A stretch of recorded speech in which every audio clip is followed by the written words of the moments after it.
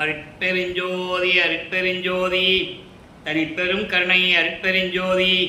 எல்லா உயிர்களும் இன்புற்று வாழ்க, வள்ளல் மலரடி வாழ்க வாழ்க, கொல்லாவிரதம் குவளை எல்லாம் ஓங்குக, நல்லோர் நினைத்த நலம் பெறுக, நன்றி நினைத்த எல்லோரும் வாழ்க இசைந்து.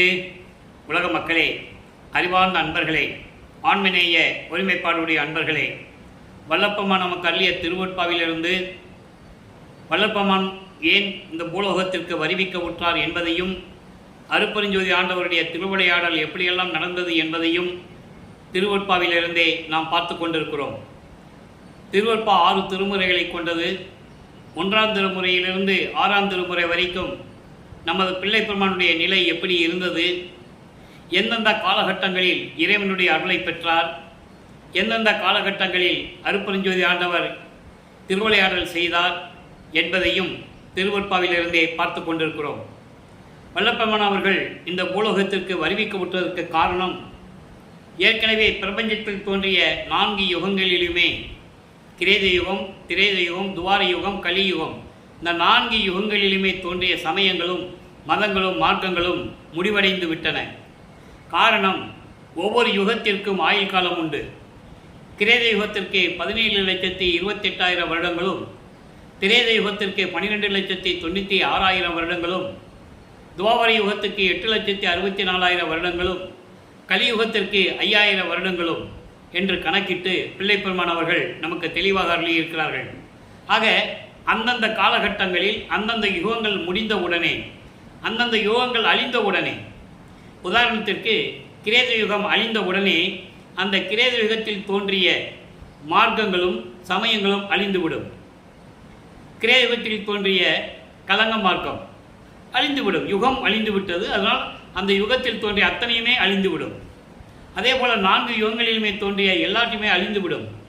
அப்போது இப்போ வாழ்ந்து கொண்டிருக்கின்ற இந்த சதுர் யுகம், இதை ஒளி யுகம் என்று கூறுவார், சக்தி யுகம் என்று கூறுவார் பிள்ளை பெருமான் அவர்கள். இந்த யுகத்தில் வாழ்ந்து கொண்டிருக்கின்ற மக்களுக்கு ஒரு மார்க்கம் வேண்டும். அந்த மார்க்கம் சமரசமாக இருக்க வேண்டும். எனவே அருட்பெருஞ்சோதி ஆண்டவர் சுத்த சன்மார்க்கத்தை உருவாக்கி அதை தன் மகன் கையில் கொடுத்து ஒப்படைத்து உலக மக்களையெல்லாம் சுத்த சன்மார்க்கத்தில் இணைத்து உலக மக்களெல்லாம் இன்புற்று வாழ வேண்டும், மரணமில்லா பெருவாழ்வில் வாழ வேண்டும் என்பதற்காகவே தன் அருளால் பெற்றெடுத்த ஒரு ஆண்மகனை ஒரு தாயின் கருவறையிலே இருக்க வைத்து இந்த பூலோகத்திற்கு வருவிக்க செய்தார் என்ற பிரபஞ்சத்தின் உண்மைகளை நாம் திருவொற்பாவின் பாடல் மூலமாக பார்த்து கொண்டிருக்கிறோம். அப்படி வருவிக்க விட்டவர் தான் நமது வல்லற்பெருமான் அவர்கள். அருட்பெருஞ்சாண்டவர் தன் மகனுக்கு செல்வப்பிள்ளை என்று பெயரிட்டு வளர்த்து கொண்டிருந்தார். சதாசிவத்தினுடைய ஆயுள் காலம் முடிவடையும் காலகட்டங்களில் பிரம்மன், திருமால், ருத்திரன், மகேஸ்வரனுடைய ஆயுள் காலமெல்லாம் முடிந்த பிறகு இந்த 5 தொழில்களையும் செய்து கொண்டு படைத்தல், காத்தல், அழித்தல், மறைத்தல், அருளல் போன்ற 5 தொழில்களையும் செய்து கொண்டிருந்தவர் சதாசிவம். அவருடைய நிலை முடிவடையும் காலகட்டங்களில் தான் 51 ஆண்டுகள் மீதம் இருக்கின்ற காலகட்டங்களில் அதன் பிறகு இந்த பிரபஞ்சத்தை இயக்குவதற்கு ஒரு ஆள் வேண்டும் என்பதற்காக தனது மகனை இந்த பூலோகத்திற்கு ஒரு தாயின் கருவறையிலே இருக்க வைத்து வருவிக்க செய்தார் என்ற நிலையை பார்த்தோம். நமது பிள்ளை பெருமான் அவர்கள் அந்த தாயின் கருவறையிலே இருக்கும்போது, அதாவது சிதம்பரம் அருகில் இருக்கின்ற மருதூர் என்ற ஒரு கிராமத்திலே ராமைய பிள்ளை சின்னியம்மி அவர்களுடைய இல்லற வாழ்க்கையில் இவர் மகனாக வருவிக்க உற்றார். ஏற்கனவே அவர்களுக்கு பிறந்த குழந்தைகள் 4 பேர் உண்டு.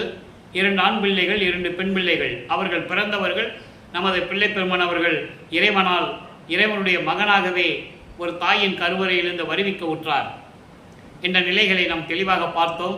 அதன் பிறகு நமது பிள்ளை பெருமான் அவர்கள் 5 மாத குழந்தையாக இருக்கும்போது சிதம்பரத்திலே அருட்பெருஞ்சோதி ஆண்டவர் தன் மகனுக்கு வெட்ட வெளியாக காட்டிய ரகசியத்தையும் சிதம்பர ரகசியத்தையும் காட்டினார் என்பதை பார்த்தோம். இப்போ நமது பிள்ளை பெருமான் அவர்கள் சென்னையிலே இருந்து கொண்டிருக்கிறார்கள்.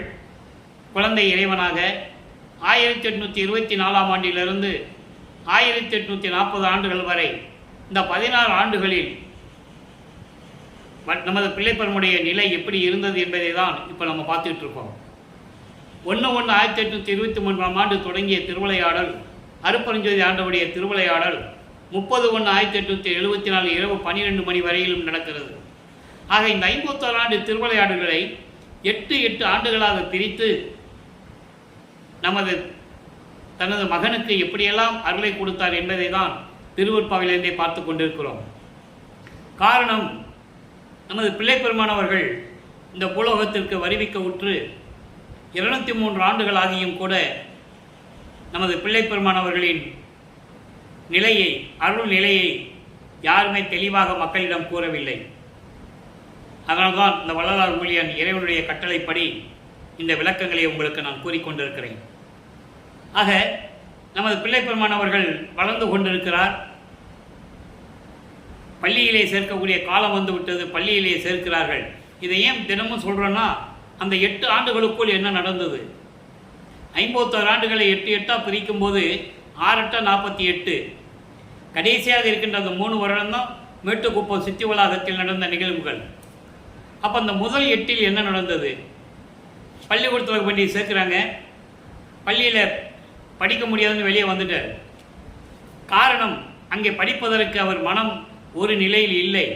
ஏனென்றால் இறைவனுடைய திருவிளையாடல் நடக்குது. தனது மகன் யாரிடமும், இந்த உலகியலிலே எந்த ஆசிரியரிடமும் கல்வி கற்கக்கூடாது, தனது மகன் யாரையும் குருவாக ஏற்றுக்கொள்ளக்கூடாது. இந்த நிலையில் இறைவனுடைய திருவிளையாடல் நடந்து கொண்டிருக்கின்ற நிலைகளில் வல்லப்பமானவர்களுக்கு படிக்க முடியாதுன்னு வந்துட்டார். அதன் பிறகு அந்த வீட்டிலே எப்படி பிரச்சனைகள்லாம் நடந்தது என்பதெல்லாம் நமக்கு தெரியும். ஏன்னா உலகியலிலே ஒரு குழந்தைய பள்ளிக்கூடத்தில் சேர்த்துட்டு படிக்க முடியாதுன்னு வந்துட்டால் அந்த பிள்ளைக்கு எவ்வளவு பிரச்சனைகள் இருக்குன்னு நமக்கு தெரியும். அந்த நிலையில் நமது பிள்ளைப்பெருமானவர்கள் இருந்து கொண்டிருக்கிறார். அப்போ ஒரு மனம் ஒரு அமைதியான நிலையை தேடுகிறது, ஒரு அமைதியான இடத்தை தேடுகிறது. அப்படி கிடைத்த இடம்தான் அங்கே இருக்கின்ற கந்தகோட்டம் என்ற ஒரு முருகன் கோயில். அங்கே யாரும் எந்திரிக்கிற முன்னால் போய் வீட்டை விட்டு கிளம்பி போயிடுவார். எல்லாம் தூங்கின பிறகு தான் வீட்டுக்கு போவார். இந்த நிலை தொடர்ந்து கொண்டிருக்கிறது. அப்போ அந்த வீட்டில் தேடுவாங்க, ராமலிங்கம் எங்கே போனான்னு தெரியலேன்னு தேடுவாங்க. அவருக்கு உலகியலிலே வைத்த பெயர் ராமலிங்கம். மருதூர் அருகிலே பின்னலூர் என்ற ஒரு கிராமம் இருக்கிறது. அங்கே ராமலிங்கேஸ்வரர் கோயிலில் தான் அவருக்கு பேர் வச்சது. ராமலிங்கன் பேர் வச்சு மொட்டை போட்டு காது குத்தி கடுக்கா போட்டு என்னென்ன சடங்குகள் இருக்கோ எல்லாம் செஞ்சிட்டாங்க. நல்லா கவனிச்சிட்டே வரணும். இது வெளிப்போக்காக சொல்லும்போது ஒரு சாதாரண விஷயமா தெரியும். ஒரு குழந்தைக்கு மொட்டை போடுறது, காது குத்து சகஜம் தானே அப்படின்னு தெரியும். இந்த நிலை அப்படி அல்ல. ஏன்னா இதில் அர்த்தம் இருக்கிறது.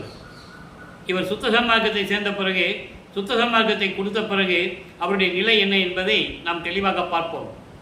சமயங்களிலும் மதங்களிலும் மார்க்கங்கள் கூறப்பட்ட இந்த சம்பிரதாயங்கள், சடங்குகள், பழக்க வழக்கங்கள் எல்லாமே சுத்த சன்மார்க்கத்தில் இருக்காது. அப்போ இந்த நிலையில் இருக்கும்போது இவர் 8 ஆண்டுகள் முடிந்து விட்டது. 9வது ஆண்டில் இறைவன் அருப்பெருஞ்சோதி ஆண்டவர் தன் மகன் முன் எழுந்தருளி, நல்லா கவனிக்கணும், இறைவன் ஆட்கொண்டது 9வது ஆண்டு. 6வது ஆண்டில் 3 ஆண்டில் ஆட்கொண்ட அருள்கடலே என்று கூறுவார். ஆக தன்னை 9வது ஆண்டில் தனது தந்தை அருப்பெருஞ்சாண்டவர் ஆட்கொண்டதை தெளிவாக திருவருட்பாவிலே நமக்கு அருளி இருக்கிறார்கள். அப்போது மகன் முன் எழுந்தருளி, மகனே, நீ என்னால் இந்த பூலோகத்திற்கு வருவிக்க உற்றவன். உன்னால் இந்த பூலோகத்திலே, இந்த உலகத்திலே சில காரியங்கள் எல்லாம் நடக்க வேண்டியது இருக்கிறது. அதற்கெல்லாம் முன்பருவம் பின்பருவம் காட்டி உனக்கு அருள் செய்வேன் என்று கூறி, ஞானத்தை பெற்றுக்கொள் மகனே, மீதியெல்லாம் பின்னாளில் பார்க்கலாம் என்று சொல்லி மறைந்து விடுகிறார். அதன் பிறகு நமது பிள்ளை பெருமானவர்களுக்கு ஒரு மறைப்பு நிலையும் மறப்பு நிலையும் ஏற்படுகிறது.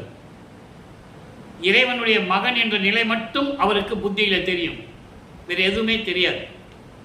சுத்த சன்மார்க்கம் இருக்கிறது தெரியாது. அருப்பெருஞ்சோதி ஆண்டவர் தான் உண்மையான இறைவன் அவருக்கு தெரியாது. அப்போது இந்த சமயங்களும் மதங்களும் மார்க்கங்களும் சூழ்ந்திருந்த காலகட்டங்களில் சமயங்கள் என்பது சைவம், வைஷ்ணவம், கௌபாரம், காணபத்தியம், சாத்தம், சௌரம், இப்படி நிறைய சமயங்கள் உண்டு.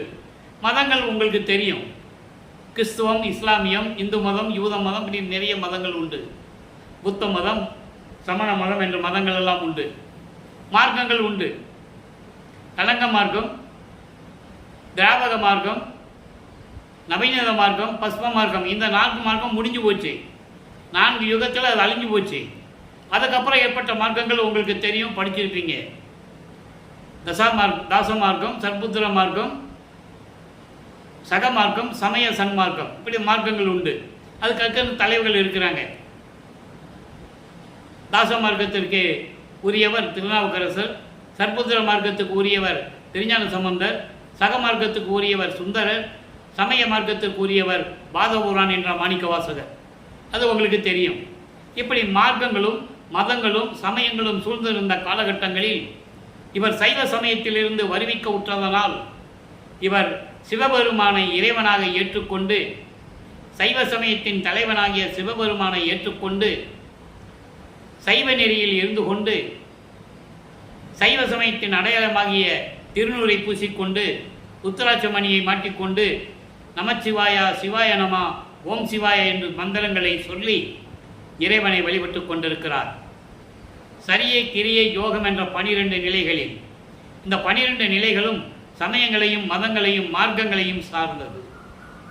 ஆக இந்த நிலைகளில் இருந்து கொண்டிருக்கிறார். இப்போ அவருக்கு சிவபெருமான் தான் இறைவன் தெரியும். ஞானத்தை பெற்ற பிறகு 9வது ஆண்டிலிருந்தே 12 ஆண்டுகளுக்குள் இறைவனை பற்றி பாடுகிறார். பாடுகின்ற ஆற்றலை பெற்றுக்கொள்ளுகிறார். அதன் பிறகு உருவானதுதான் 1ஆம் திருமுறை, 8 பதியங்கள், 712 பாடல்கள். ஏற்கனவே நாம் வடிவுடை மாணிக்கமாலையும் திருவருள் முறையீடு என்ற பதிகத்தில் இருக்கின்ற பாடல்களை எல்லாம் அருப்பெருஞ்சோதி ஆண்டவருடைய திருவிளையாடல் என்ற பதிவிலே நாம் ஏற்கனவே பார்த்து விட்டோம். இப்போ பதிகம் 4 சிவநேச வெண்பாவிலே மொத்தம் 100 பாடல்கள். இதுவரை 75 பாடலுடைய விளக்கங்களை பார்த்து கொண்டிருக்கிறோம். இப்போ வல்லற்பமானவர்கள் 12 ஆண்டுகளுக்குள் இருக்கும்போது என்ன நிலை இருந்தார் என்பதை இந்த பாடலின் மூலமாக பார்க்க போகிறோம். கோடும் பிறை சடையாய், கோடும் பிறை சடையோய், கோலும் குறும்பும் சாக்காடும் பிணி மூப்பும் காணார் கான், நீடு நினை கண்டார், அடிப்பொடியை கண்டார், திருவடியை கண்டார், வடிவு கண்டார்கள். இது பாடல். இறைவா, உன்னை யார் யாரும் பார்த்தார்கள் என்ற நிலையை இந்த பாடலிலே கூறியிருக்கிறார். நீ என்னை வருவிக்க செய்துவிட்டு எனக்கு அருளை கொடுக்காமல் நான் அலைந்து கொண்டிருக்கிறேன், உன்னை தேடிக்கொண்டிருக்கிறேன். ஆனால் உன்னை யார் யார் கண்டார்கள்? நான் உன்னை காண முடியவில்லை. அன்றொரு நாள் வந்து என் முன் எழுந்தருளி மகன் என்று கூறி மறைந்து விட்டாய். அதற்கு பிறகு உன்னை நான் பார்க்க முடியவில்லை. ஆனால் உன்னை யார் யார் கண்டார்கள் என்பதை இந்த பாடலிலே கூறியிருக்கிறார். பாருங்க, அழகான பிறை சந்திரனை சடையில் சூடிய இறைவனை, அதான் கோடும் பிறை சடையோ என்று சொல்கிறார். கோடும் என்பது அழகான பிறை சந்திரனை சடையில் சூடிய இறைவனே, கோலும் குறும்பும், கோல் என்பது துன்பம், குறும்பு என்பது சேட்டைகளும் தீமைகளும். ஆக இந்த துன்பங்களும் தீமையும் சாக்காடும், சாக்காடும் என்பது சாவு, அதாவது இறப்பு. துன்பமும் தீமையும் இறப்பையும் சாவையும் பிணி நோய் மூப்பு வயது மூப்பு இவைகளையெல்லாம் நீக்கியவர்கள் காணார். இவரெல்லாம் காணார் என்பது இவைகளையெல்லாம் பார்க்காதவர்கள், அதாவது துன்பங்களையும் துயரங்களையும் இடர்களையும் பார்க்காதவர்கள், இறப்பை பார்க்காதவர்கள், பிணியும் மூப்பையும் பார்க்காதவர்கள் எல்லாம் உன்னை நீண்ட நாடுகளாக பார்த்து கொண்டிருக்கிறார்கள். நீ அவர்களுக்கு காட்சி கொடுத்து கொண்டிருக்கிறாய். எப்படி அழகா சொல்றார் பாருங்க. காலங்காலமாக தவம் இருக்கின்றவர்கள், ரிஷிகள், முனிவர்கள், சித்தர்கள், முத்தர்கள், இவர்களெல்லாம் தவம் இருந்து கொண்டிருக்கிறார்கள். இவர்களுக்கு பிணி மூப்பு கிடையாது. ஆகையினால் இவர்களெல்லாம் உன்னை நெடுங்காலமாக பார்த்து கொண்டிருக்கிறார்கள். உன் திருவடியில் ஒட்டி இருக்கின்ற துகள்களை எடுத்து கண்ணில் வைத்து ஒத்தி கொள்ளுகிறார்கள், வணங்குகிறார்கள். உன் திருவடியை பார்த்து கொண்டிருக்கிறார்கள், உன்னுடைய உருவத்தை பார்த்து கொண்டிருக்கிறார்கள். ஆனால் நீ மட்டும் எனக்கு காட்சி கொடுப்பதில்லை.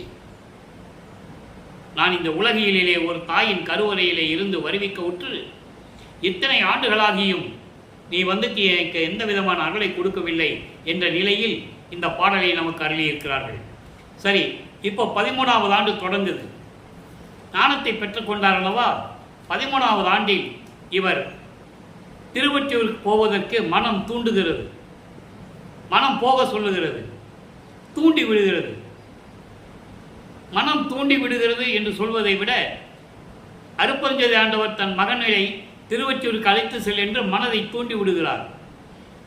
ஆக இவர் திருவொற்றியூர் செல்லுகிறார். நமது குழந்தை இறைவன் வள்ளற்பமானவர்கள் திரு அற்பகாச வள்ளலார் என்று பிற்காலத்தில் அழைக்கப்பட்டார். அந்த பெயர் நிலைத்து விட்டது. அதனால்தான் வள்ளலார் என்றால் தான் எல்லாருக்குமே தெரியும். ராமலிங்கம் என்றாலும் சில பேருக்கு தெரியும். ஆனால் பிள்ளை பெருமான் செல்வப்பிள்ளை என்ற பெயர் யாருக்கும் தெரியாது. அது இறைவனிட்ட பெயர். பாடல்களிலே உண்டு. வள்ளற்பமான எனக்கு அந்த விளக்கத்தை எனக்கு அருளியிருக்கிறார். அதனால்தான் நான் பிள்ளை பெருமான் என்று கூறுவதுண்டு. அப்படி திருவொற்றியூரை அந்த சிறு வயதிலே 13வது ஆண்டிலே கால் வலிக்க அவர்கள் குடியிருந்த பகுதியிலிருந்து ஏழுகிணர் பகுதியிலிருந்து இப்போ அதை மின்ட்டுன்னு சொல்லுவாங்க முன்னால். அதன் பிறகு வள்ளலார் என்று சொல்லுவார்கள். இப்போ வள்ளலார் என்ற பெயர் பெற்றது அந்த இடம். அந்த இடத்திலிருந்து திருவொற்றியூருக்கு கால் வலிக்க நடந்து செல்லுகிறார் நமது இறைவன் வள்ளற்பமானவர்கள். இப்போ அங்கே திருவொற்றியூர் போய் இறைவனை வேண்டுகிறார். எப்படியெல்லாம் இறைவனை வேண்டுகிறார் என்பதை பாடலின் மூலமாக நாம் பார்த்து கொண்டிருக்கிறோம். மனதிடம் கோபமாக சில விஷயங்களை கூறுகிறார். மனதை சமாதானப்படுத்துகிறார். ஏனென்றால்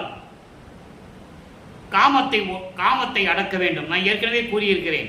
காமம் என்பது இல்லற வாழ்க்கையில் இருக்கிற காமம் இயற்கையானது. ஒரு கணவனும் மனைவியும் இல்லற வாழ்க்கையில் இருக்கின்ற காமம் இயற்கையானது. அது உலகியலுக்காக இயற்கையாக இருப்பது. இந்த காமம் என்பது பெரு விருப்பம் என்பது ஒரு வெறி. அந்த காம வெறியினால் இந்த உலகத்தில் எவ்வளவு சங்கடங்கள், துன்பங்கள், துயரங்கள் ஏற்பட்டு கொண்டிருக்கிறது என்ற நிலையை இந்த பாடலிலே நமக்கு அருளியிருக்கிறார்கள். மனம் எப்படியெல்லாம் இந்த காமத்தை தூண்டுகிறது, அதுக்கான காரணங்கள் யார்? பெண்கள். அதனால்தான் இதை இந்த பாடலிலே நமக்கு அருளியிருக்கிறார்கள். வேதை மாந்தர்தம் மருங்கிடை ஆழ்ந்த பிளத்தில் எந்தனை பிடித்து அழ வீழ்த்தி. முதல் பாடலை சொல்லிடுறேன், அப்புறம் விளக்கம். வாதை உற்றிட வைத்தனை ஐயோ மதியில் காமமாம் அஞ்சகம் முறியா ஏசும் தீர்த்து அருள் அடியர்தம் சார்வால் எழுகின்றேன் என இன்னும் நீ இழுக்கில் ஓதும் திருவொற்றியூர் சிவன் அருள்வாளால் உன்னை வெட்டுவல் உண்மை என்று உணரே. இது பாடலுடைய விளக்கம் பாருங்க. காமம் என்பது இயற்கையாகவே ஆண்களுக்கும் பெண்களுக்கும் உருவாகக்கூடியது. அது இயற்கை, யாராலையும் தடுக்க முடியாது. ஆனால் அந்த காமம் ஒரு அளவில் இருக்க வேண்டும். அதுதான் சுகம். அது வெறியாக மாறிவிட்டால் அதனுடைய ஏற்படுகிற துன்பங்களை இந்த பாடலிலே தெளிவாக நமக்கு அருளியிருக்கிறார்கள். அப்போ அந்த காம வெறி ஏற்படுவது காரணம் என்ன? மனம். அந்த மனதை அடக்க வேண்டும் என்ற நிலையில் இந்த பாடலை நமக்கு அருளியிருக்கிறார்கள். நல்ல கவனிங்க. பேதை மாந்தர் என்பது அறியாமையில் இருந்து கொண்டிருக்கின்ற பெண்களின் காம மயக்கத்தில் மருங்கிடை என்று சொல்லுகிறார். காம மயக்கத்தில் நரக பாதாளத்தில் என்னை பிடித்து அள வைத்து தள்ளி, அந்த நரகத்திலே என்னை அள வைத்து தள்ளி மூழ்கடித்து துன்பம் அடையும்படி செய்தாய். இப்போ இந்த நிலையில் இருக்கும்போது ஐயோ உன் அறிவில் காமம் என்னும் கொடிய நோய் வந்து விட்டது மனமே.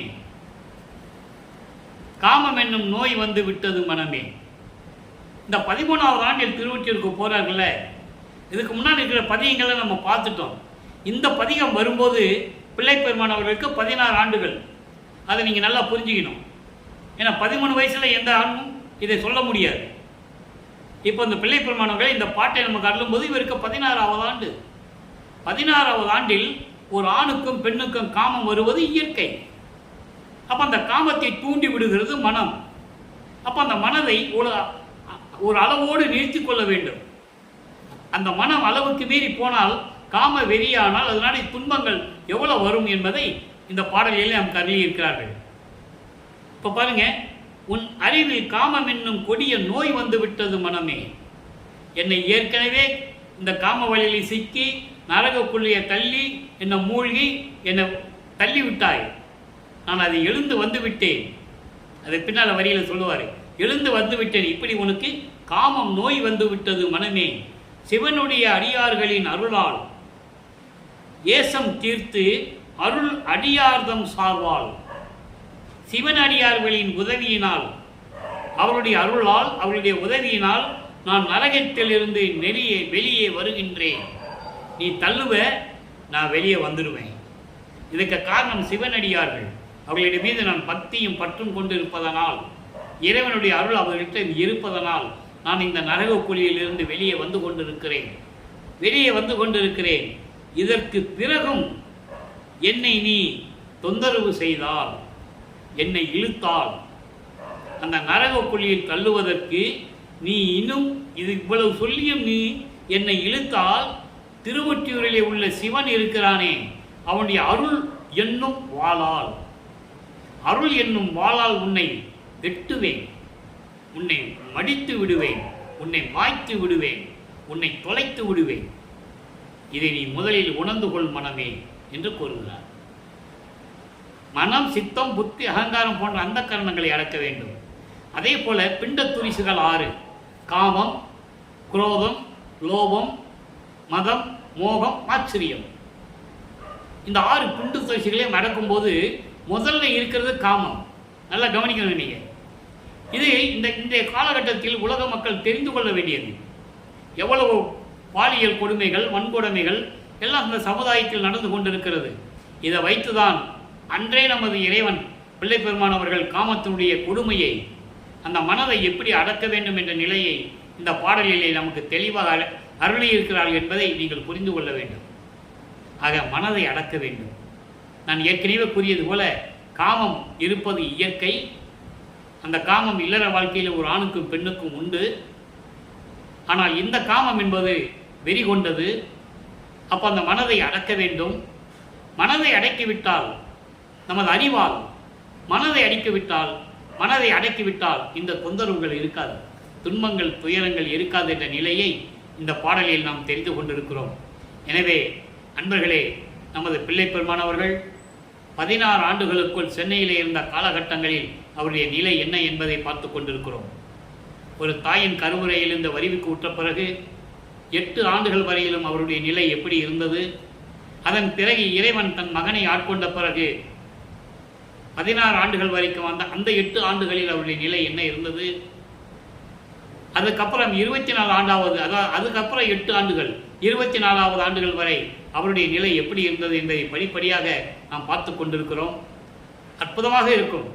சிவபெருமான் இவரை பார்த்து திருவழியாக ஓடினது, இவர் விரட்டி பிடிக்க போனது, பிடிக்காமல் போனது, இவர் விரட்டி போய் பிடிக்க முடியல. இந்த நிலையெல்லாம் நம்ம ஏற்கனவே அருப்பஞ்சாண்டுடைய திருவிளையாடலை பார்த்துருக்கோம். இன்னும் நம்ம பார்க்க போகிறோம். நிறைய விளக்கங்கள் இருக்கிறது. எனவே தினமும் பார்த்து இந்த விஷயங்களெல்லாம் இங்கே தெரிஞ்சுக்கணும். ஏன்னா திருவருட்பா பற்றி யாரும் விளக்கமாக இது வரைக்கும் சொல்லாதனால மக்களுக்கு யாருக்கும் தெரியல.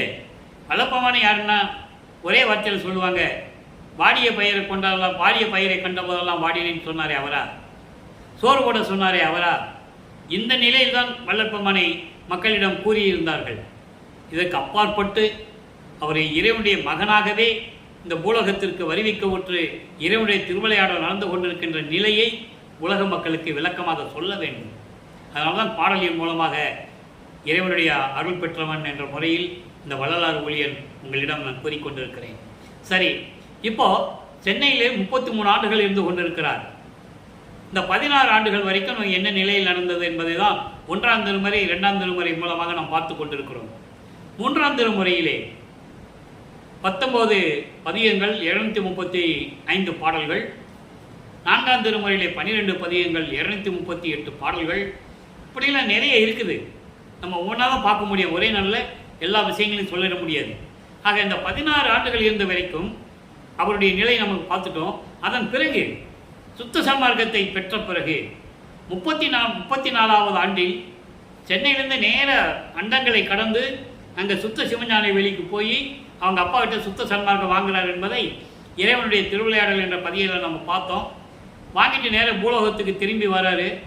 அப்போ 6ஆம் திருமுறை உருவாகிறது. 6ஆம் திருமுறை மொத்தம் 150 பதிகங்கள், 2552 பாடல்கள்.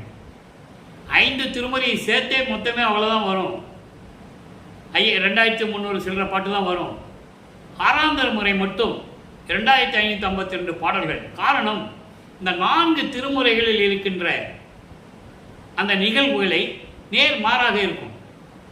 இவர் சமயங்களையும் சைவ சமயத்தில் இருக்கும்போது சிவபெருமானை ஏன் கும்பிட்டாரு, அப்புறம் ஏன் சிவபெருமானை கும்பிட வேண்டான்னு சொன்னார், ஏன் நமச்சிவாய வேண்டான்னு சொன்னார், சுத்த சன்மார்க்கத்தை வாங்கின பிறகு அந்த நிலையை இப்போ நம்ம பார்க்க போகிறோம். ஆக சுத்த சன்மார்க்கத்தை வாங்கின பிறகு அதன் முதல் கட்டமாக சுத்த சன்மார்க்கத்தை பெற்ற முதல் கட்டத்தில் பதிகம் 24 ஆரம்பத்தில் அவருடைய நிலை எப்படி இருந்தது? வாதனை கழிவு. இப்போ நெடுமொழி வஞ்சி என்ற பாடலை நம்ம பார்த்தோம்ல, 2ஆம் திருமுறையில் 3வது பாடலை பார்த்தோம். இந்த 3வது பாடலுக்கு சுத்த சன்மார்க்கத்தை பெற்ற பிறகு பதிகம் 24 வாதனை கழிவில் இருக்கின்ற 3வது பாடலுடைய விளக்கம் எப்படி இருக்கு? 6ஆம் திருமுறைக்கு வந்த பிறகு நமச்சிவாய சிவாய நம்ம வராது, ஒன்லி அருப்பெருஞ்சோதி ஆண்டவர் தான்.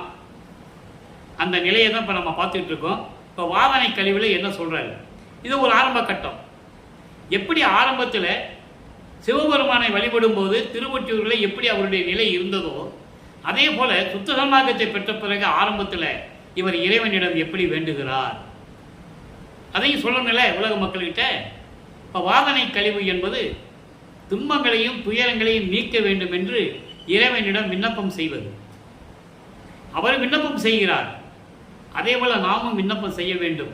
நமக்காகத்தான் அருளியது என்பதை நீங்கள் புரிந்து கொள்ள வேண்டும். இறைவனுடைய பாடல்கள் அத்தனையுமே, திருவருட்பாவில் இருக்கின்ற அத்தனையுமே நமக்காக அருளியது. நம்ம தெரிந்து கொள்ள வேண்டும், பிரபஞ்சத்தின் உண்மைகளை தெரிந்து கொள்ள வேண்டும். யார் சொன்னது பிரபஞ்சத்தின் உண்மைகளை? யாருமே சொல்லலை. பிரம்மன் யாரு, அவனுடைய நிலை என்ன? திருமால் யாரு, அவனுடைய நிலை என்ன? அவனுடைய ஆயுள் காலம் எப்போ முடிஞ்சதுன்னு யார் சொன்னது? யாருமே சொல்லலை. பிள்ளை பெருமான் தான் கூறுகிறார். இப்போ இந்த பாடல் பாருங்க. கருணை கருத்து மலர்ந்து, நுட்பமான விளக்கங்கள்.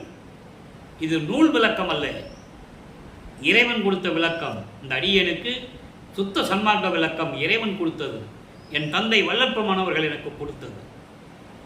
கருணை கருத்து மலர்ந்து, உலகியல் விளக்கம் வேறு, சுத்த சன்மார்க்க விளக்கம் வேறு. கருணை கருத்து மலர்ந்து எனது கலக்கம் அனைத்தும் தவிர்த்தேன், இத்தருணத்து அருளாவிடில் அடியேன் தரியேன், தளர்வேன் அருணை சுடரே, இன் அருளுக்கு அழகோ அழகு என்று இருப்பாயேல். அவங்க அப்பா எப்படி கேட்கிறார் பாருங்க. அழகு என்று இருப்பாயேல் தெருநல் பதம் சார், அன்பரெல்லாம் சிரிப்பார், நானும் திகைப்பேனே. அருமையான பாடல். இந்த பாடலுக்கு ஏற்றபடி அவர் சமயங்களை சார்ந்திருந்த போது, சிவபெருமானை வழிபட்டு கொண்டிருந்த போது, திருமுல்லை வாயிலையும் திருவள்ளித்தாயர் என்ற இடத்திலும் இருந்து போய் எப்படியெல்லாம் இறைவனை வேண்டியிருப்பார். இங்கே பாரு, பெற்ற பிள்ளையை தெருவில் விட்டு விட்டான் என்று இந்த உலகம் உன்னை பார்த்து சிரிக்கும், இந்த உலகம் உன்னை இழிவாக பேசும், பழிக்கும் உன்னை. அந்த இழிச்சொல்லுக்கும் பழிச்சொல்லுக்கும் ஆளாகக்கூடாது என்பதற்காகத்தான் உன்னை வேண்டுகிறேன்.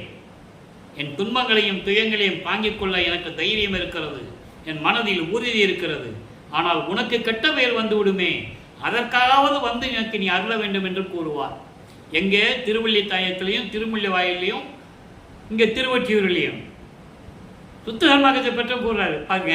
அதான் இது விளக்கம். கருணை கருத்து மலர்ந்து, கருணையின் விளக்கத்தை எனக்கு கொடுத்து, என்னைக்கு விளக்கி சுத்த சன்மார்க்கத்தை கொடுத்து, இதெல்லாம் சுத்த சன்மார்க்கத்துடைய விளக்கம் கொடுக்க வேண்டும் என்றால் இறைவனுடைய அருளையும் அவருடைய கருணையையும் பெற்றிருந்தால் தான் சொல்ல முடியும். கருணை கருத்து மலர்ந்து என்பது நூல் விளக்கத்தில் சொல்லுவாங்க, கருணை கிடைச்சதுன்னு சொல்லுவாங்க. அப்படி அல்ல.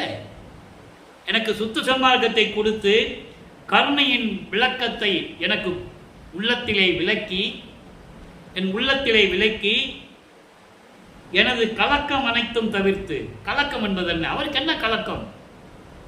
சமயங்களையும் மதங்களையும் மார்க்கங்களையும் சார்ந்திருந்த போது அதனுடைய நெறிமுறைகளை பின்பற்றி கொண்டிருந்தார். அப்போ நான் துன்பங்களையும் துயரங்களையும் அனுபவித்துக் கொண்டிருந்தேன். அந்த கலக்கத்தை தவிர்த்து சமயங்களையும் மத நெறிகளை எல்லாம் எனக்கு நீக்கி, என்னுடைய கலக்கத்தை நீக்கி, என்னுடைய துன்பங்களையும் துயரங்களையும் நீக்கி, இந்த நேரத்தில் இவற்றையெல்லாம் நீக்கிய இந்த நேரத்தில் நீ அருளாவிட்டால், சுத்த சன்மார்க்கம் கிடைச்சப்படும் கூட நீ எனக்கு அருளை கொடுக்கலன்னா நான் கொடுக்க முடியாது. இதே வேலையா உனக்கு? சென்னையில் 33 ஆண்டுகள் நான் இருந்த காலகட்டங்களில் எப்படியெல்லாம் துன்பப்படுத்தினாய்? அது மெய்யருள் வியப்பில் சொல்லுவார். 12 ஆண்டு தொடங்கி இற்றைய பகல் வரை நான் இந்த படியில் பட்ட பாடு அழகா சொல்லுவார். மலை கூட அழுவும், கருங்கல் மலை இருக்குல்ல அது கூட அழுவும், இரும்பு கூட தன்னால் உருகி போயிடும். அவ்வளவு துன்பங்களை இந்த பூலோகத்தில் நான் உன்னால் அனுபவித்து இருக்கிறேன் அப்படின்னு அங்கே சொல்லுவார். மெய்யருள் வியப்பில் 112வது பதிகம் 6ஆம் திருமுறையில் அழகா சொல்லுவார் அந்த பாடலை. ஆக இப்படியெல்லாம் இருக்கின்றதுனால நீ எனக்கு அருளை கொடுக்காவிட்டால், தந்தைக்கு இது அழகா? உன் அருளுக்கு இது அழகா? சீக்கிரம் நீ எனக்கு அருளை கொடுக்க முடியாது அப்படின்னு நீ சொன்னா, நீ அப்படி இருந்தால் அழகு என்று நீ இருப்பாயே. இதெல்லாம் உனக்கு தகுதி தான், நீ அப்படிதான் இருப்ப, இதுதான் எனக்கு அழகுன்னு நீ இருந்துட்டேன்னா, இந்த தெருசார் அன்பர்கள்லாம் இருக்காங்கல்ல, அவங்களாம் என்னை பார்த்து சிரிப்பாங்களே. அப்போ நான் என்ன பண்ணுவேன்? எவ்வளோ சங்கடப்படுவேன், நல்ல குனிந்து நிற்பேனே. உன்னால் மானம் போன வழியெல்லாம் விடுத்தேன்னு சொல்லுவார் ஞான சரியில்லை. மானம் போன வழியெல்லாம் விடுத்தேன். எவ்வளவு மானம் போச்சு எனக்கு. உன் பிள்ளைன்னு சொல்ல வேண்டாம்னு சொல்லிட்டேன். இதெல்லாம் நீ சொல்லிட்ட, நான் வெளியே சொல்லவும் முடியல, எனக்கு மானமே போச்சுன்னு சொல்லுவார் ஞான சரியில்லை. அதை தான் இங்கே சொல்கிறாரு. இப்படியெல்லாம் நான் அன்பர்கள்லாம் சொன்னாங்கன்னா சிரிப்பாங்களே, நான் எங்கே போவேன்? அது ஒரு விளக்கம் சொல்லுவார். நான் ஏற்கனவே கூறியது போல அன்பர்களே, எனக்கு நேரம் தான் பத்தலை, நான் ஒரு 20 நிமிஷத்தில் முடிச்சிடலான்னு தான் பார்க்குறேன். ஆனால் விளக்கங்கள் வர வரும்போது சில விஷயங்களை சொல்ல விடும்போது 10 நிமிஷம் அதிகமாக போயிடும். இப்போ சொல்கிறாரு, நீ அருளை கொடுக்கலன்னா சிரிப்பாங்களே, அதை பார்த்துட்டு நான் என்ன பண்ணுவேன்? தலை குனிஞ்சு நிற்கணுமே அப்படின்னு சொல்கிறத அருள் பெற்ற பிறகு சொல்லுவார். என்னை அடியனாக்கி பிள்ளையாக்கி நேயனாக்கியே, அடிகளாக்கி கொண்டா என்னை அவலன் நீக்கியே, இதை படியுள்ளோரும் வானுள்ளோரும் இதை நோக்கியே, பதியும் ஓரவாரான் என்பான் பரிவு தேக்கியே. இங்கே என்னை பார்த்து எல்லாம் சிரிப்பாங்கன்னு சொல்கிறாரு. அங்கே அருளை வாங்கின பிறகு என்னை அடியனாக்கி, பிரபஞ்சம் தோன்றிய காலத்திலிருந்தே என்னை நீ அடியனாக வைத்துக் கொண்டிருந்தாய். ஏனாதான் எனினும் யான் அம்மையின் நின் அடியேன் என அறிந்தேன், இதயம் மலர்ந்தேனே. எவ்வளவோ பாடல்கள் உண்டு. வல்லப்பமன் சும்மா பிறந்தாருன்னு மட்டும் சொல்லக்கூடாது, முதல்ல பிறந்தாருன்னே சொல்லக்கூடாது. வருவிக்க உற்றவர் என்பது மகனாக, இறைவனுடைய மகனாக வருவிக்க உற்றவர். அவருக்கு பிறப்பு இறப்பு இல்லை, ஒவ்வொரு யுகத்திலையும் இருந்தவர். அவர் ஒவ்வொரு யுகத்திலையும் இருந்தவர். அவதரிக்கின்றவன் பிறக்க வேண்டும், இறக்க வேண்டும், பிறக்கின்றவன் இறக்க வேண்டும். வருவிக்க உற்றவன் அப்படி அல்ல. அந்த நிலையில் இருக்கின்றவர் நமது பிள்ளை பெருமானவர்கள் என்பதை நான் பதிவு செய்ய கடமைப்பட்டிருக்கிறேன். அடிகளாக்கி கொண்டாய் என்னை அவலம் நீக்கியே. எவ்வளவு அருமையா சொல்றாரே. என்னோட சேர்த்து கொண்டையே, உன்னோட சேர்த்து கொண்டாயே. அடிகளார் என்பது இப்போ எல்லாருமே அடிகளார்னு சொல்லுவாங்க, அது கிடையாது. தெரியாமல் சொல்லிட்டு இருக்காங்க, மக்களை ஏமாற்றிட்டு இருக்கான். அடிகளார் என்பது இறைவனுடைய மகனாக வந்தவன் தான் அடிகளாக இருக்க முடியும். மீதியெல்லாம் முக்தி அடைந்தவர்கள், ஜீவ சமாதி அடைந்தவர்கள் என்பதை நீங்கள் புரிந்து கொள்ள வேண்டும். அடியானுக்கும் அடியாளருக்கும் வித்தியாசம் உண்டு. அடிகளுக்கும் அடியானுக்கும் வித்தியாசம் உண்டு, வேறுபாடுகள் உண்டு. ஆக இதை பார்த்து படியுள்ளோரும் வானுள்ளோரும், படி உள்ளோருன்னா இந்த பூலோகத்தில், வானுள்ளன விண்ணுகத்தில் இருக்கிறவங்க எல்லாருமே பார்த்து வியந்து, இறைவனுக்கு கூட ஓரவஞ்சனை இருக்கிறது, எல்லாமே மகனுக்கு கொடுத்துட்டு இருக்கிறாரு அப்படின்னு பரிதாபமாக பார்த்துக்கிட்டு இருக்காங்களா, பரிதாபமாக சொல்லிட்டு இருக்காங்க என்ற நிலையை பாடலிலே கூறுகிறார். முழுமையாக அருளை பெற்றவர் அருட்பெருஞ்சோதி தன்னுடைய தந்தையின் அருளை முழுமையாக அருளை பெற்றவர். அதனால்தான் அருட்பெருஞ்சோதி ஆண்டவர் ஆனார் மேட்டுக்குப்பத்தில். அந்த நிலைகளை நாம் கொஞ்சம் கொஞ்சமாக பார்த்து கொண்டிருக்கிறோம். இப்போ 16 ஆண்டுகள் வரையிலும் நமது பிள்ளை பெருமார்கள் எப்படி இருந்தார்கள், அதன் பிறகு சுத்த சன்மார்க்கத்தை பெற்ற பிறகு நம் இறைவனுடைய நிலை எப்படி இருந்தது என்ற நிலைகளை நாம் பார்த்து கொண்டிருக்கிறோம். எனவே அன்பர்களே, நீங்களும் சுத்த சன்மார்க்கத்தில் இணைந்து, சுத்த சன்மார்க்கம் என்பது வேறு ஒன்றும் இல்லை, சைவ நெறியை பின்பற்ற வேண்டும், கொலையும் தவிர்த்து இருக்க வேண்டும், மாமிச உணவை தவிர்க்க வேண்டும், இறைவன் ஒருவனே என்ற நிலையில் இருக்க வேண்டும். அந்த இறைவனுக்கு உருவம் இல்லை, ஜோதி வடிவில் இருக்கு நான் இறைவன். எல்லா மதத்தை சார்ந்தவர்களும் சமயங்களை சார்ந்தவர்களும் மார்க்கங்களை சார்ந்த வழிபடக்கூடிய இறைவன் அருட்பெருஞ்சோதி ஆண்டவர். சமரசமாக இருக்கக்கூடிய இறைவன், எல்லாருக்கும் பொதுவான இறைவன், ஒரே இறைவன் அருட்பெருஞ்சோதி ஆண்டவர் என்ற நிலையை நீங்கள் ஏற்றுக்கொண்டு தீபத்தின் முன்னால் அமர்ந்து கொண்டு அருட்பெருஞ்சோதி அருட்பெருஞ்சோதி தனிப்பெருங்கனை அருட்பெருஞ்சோதி என்ற மகாமந்திரத்தை சொல்லி இறைவனுடைய அருளையும் செல்வங்களையெல்லாம் பெற்று நீங்கள் இந்த வையகத்தில் வாழ்வாங்க வாழ வேண்டும், மரணமில்லா பெருவாழ்வில் நீங்கள் நெடுவழி வாழ வேண்டும் என்று இறைவனுடைய தயவோடையும் கருணையோடையும் இறைவன் ஆசி பெற்றவன் என்ற முறையில் இந்த வள்ளலார் ஊழியன் உங்களை வாழ்த்தி வணங்கி விடைபெறுகிறேன். நன்றி, வணக்கம். அருட்பெருஞ்சோதி அருட்பெருஞ்சோதி தனிப்பெருங்கருணை அருட்பெருஞ்சோதி. நாளையும் இறைவனுடைய விளக்கம் வரும், கண்டு மகிழ்ந்து இறைவன் அருளை பெற்றுக்கொள்ளுங்கள்.